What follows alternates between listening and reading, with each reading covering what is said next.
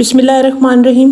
मैं हूँ उज़्मा और आप देख रहे हैं नेमत कदा फूड्स। मेरी दुआ है कि आप जहाँ रहें खुश रहें, आबाद रहें। आज आपके लिए मैं लेके आई हूँ आलू के चपली कबाब की बहुत मज़ेदार सी रेसिपी। ये रेसिपी इतनी मज़ेदार है कि आप इसे मेरी तरीके से बनाएंगी तो आप पेशावर के चप्पल कबाब भूल जाएंगी। इसके लिए आपने वीडियो को पूरा वॉच करना है ताकि पूरी रेसिपी आपको समझ में आ सके। तो चलें शुरू करते हैं। यहाँ सबसे पहले मैंने 6 अदद दरमियाने साइज़ के आलूओं को हल्का उबाल लिया है और इन्हें बारीक कद्दूकश कर लिया है। इसके साथ ही मैंने एक दरमियाने साइज़ का टमाटर लिया है, बारीक काट कर आलूओं में ऐड कर दिया है।